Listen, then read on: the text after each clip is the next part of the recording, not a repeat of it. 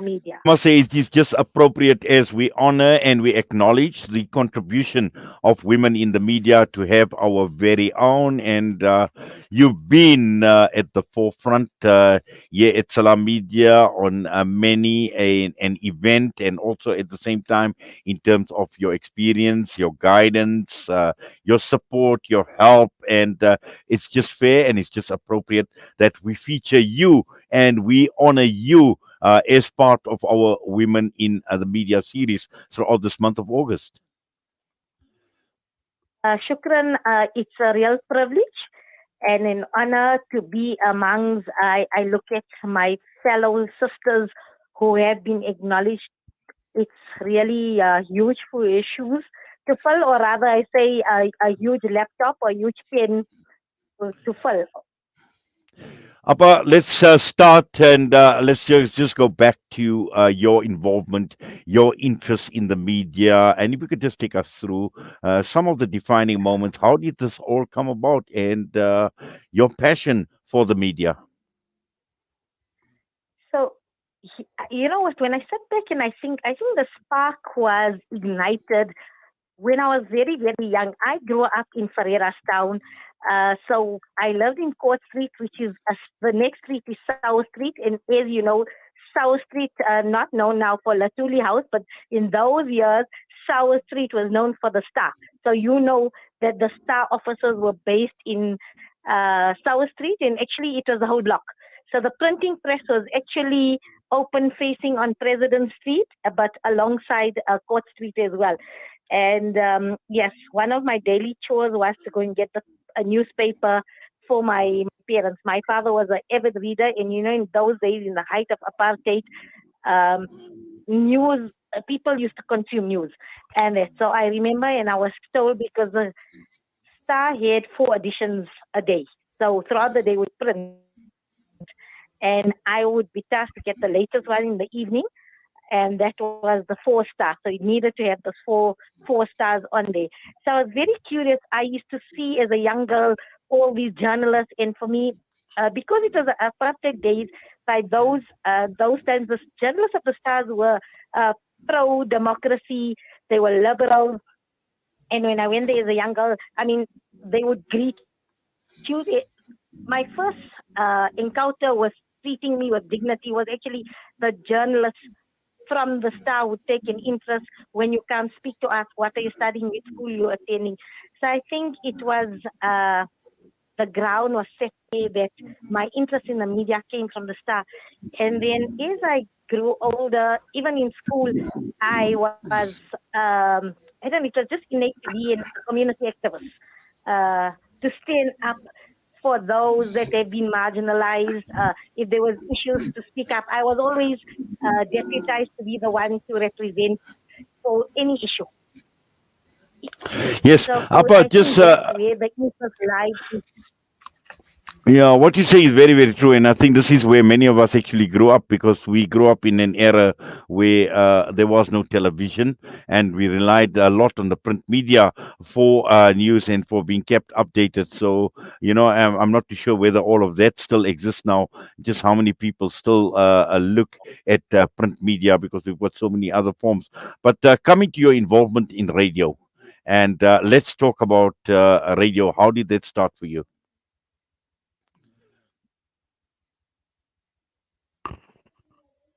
Sitting here, as you're saying, you're interviewing women in media. I'm sitting and thinking, uh, 10 years ago, I would have not had this opportunity of being in this space. So my background, it happened organically, and I feel privileged. I've got an opportunity to be in a medium that I had a passion for.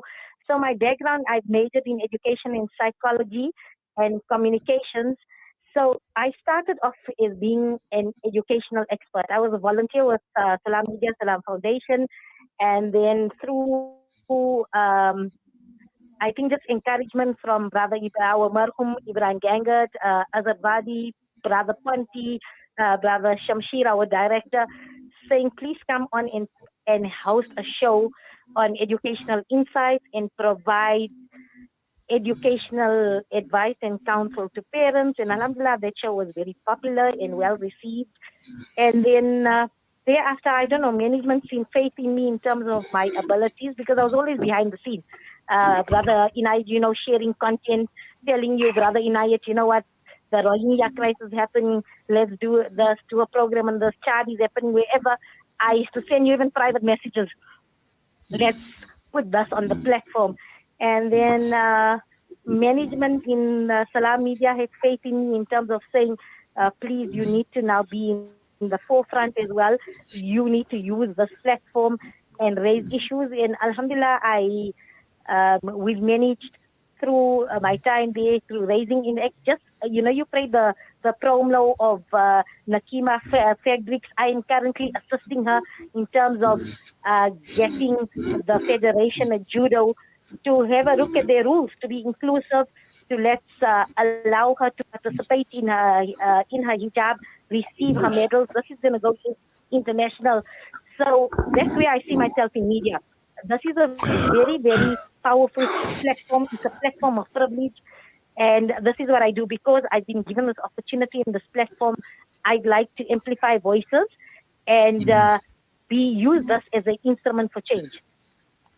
Well, definitely, Appa, and you say obviously it's a platform of privilege, but also I would see it as a platform where you could add value, and you certainly are, and also reaching out to an audience, and I'm sure all of that at the forefront of your mind as well. And I'm sure there have been many highlights in your life, and particularly in your involvement with media and radio in particular. And perhaps, some of them may stand out for you. Perhaps you could share some of that with us as well. Focus is on serving humanity, being an instrument for change. So there are many highlights. I look at we when we hosted Sister Nadima from Afghanistan. So before that, my first interaction with her was a week after the U.S. forces or Allied forces had left Afghanistan, and I interviewed her, and then we were planning. And 6 months later, we received a message from Tola News Agency in Afghanistan asking us if we have contact number for Sister Nadima because she's been detained by the Taliban. And that was Monday. By Tuesday, I had then contacted Sister Yvonne Ridley, and Brother Ponti had contacted his contacts within the Taliban. On Tuesday afternoon, we had an interview with her brother from afterward in Canada just to create awareness in the platform. And I think it was by when the following Monday, Sister Nadima was then released through our creating awareness and let's say the diplomacy with the Taliban, with Sister Yvonne. So for me, this is a highlight because somebody who was advocating for a country, wanting keenness to work with the Taliban, be part of the new government taking over, improving the country. She was being then detained. Like Yvonne Ridley said, it was a huge own goal for the Taliban, which, just humble Mariam from South Africa at Salaamedia could actually play a role in getting somebody released like this. So for me, that is something that, I was involved in a small action, had a ripple effect. There's a huge change. Also listening to you interviewing Dr. Fauzia, I know that campaign for Dr. Afia that you introduced me many years ago in my capacity as chair of Greenside Muslim Women's Forum, and hearing her that after all those years, through our sustained communication, creating, keeping it always on the agenda, even with Bir Riyadh, my relationship with her in terms of creating awareness, they're always keeping all these human rights issues on the fore and on the map until change happens and people then are able to have their human rights, are able to have the privileges that myself and you enjoy as citizens of South Africa.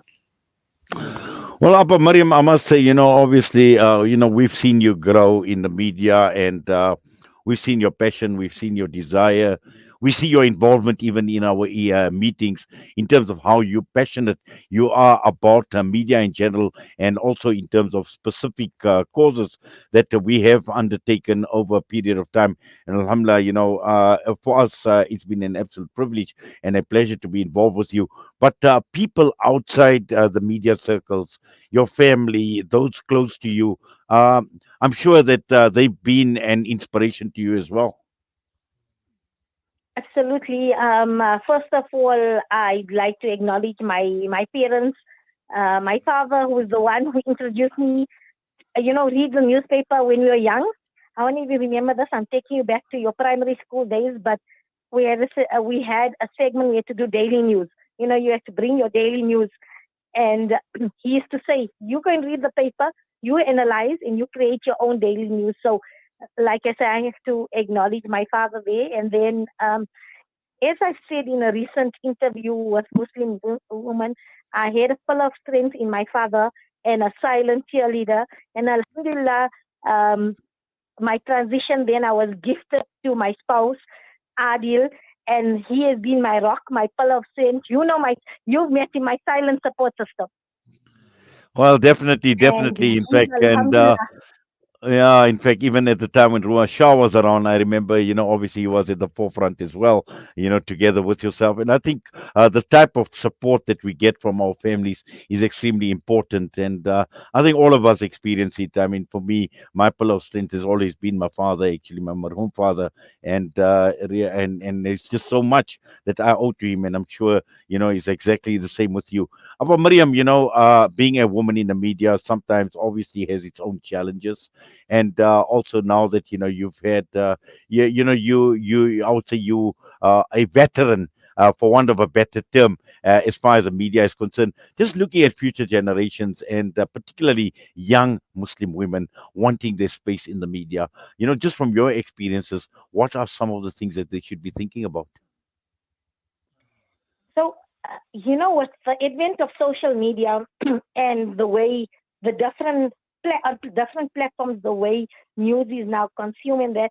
So, Alhamdulillah, for a female Muslim, it's a very viable option to be in the space, in the broadcasting space, because you don't necessarily have to be in the forefront. You don't necessarily have to, expose yourself if you don't want to. But your message and your voice will still remain powerful, and that's what I love. So I always say, even from the comfort of your home or your own space, you're able to still contribute in this field, and opportunities are opening up.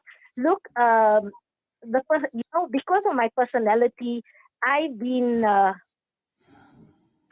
been, I think, very, very fortunate that I had not experienced any form of discrimination, because it's just who I am. I'll go there and set the stone, because I believe people will only treat you how you want to be treated, and respect is something one should command.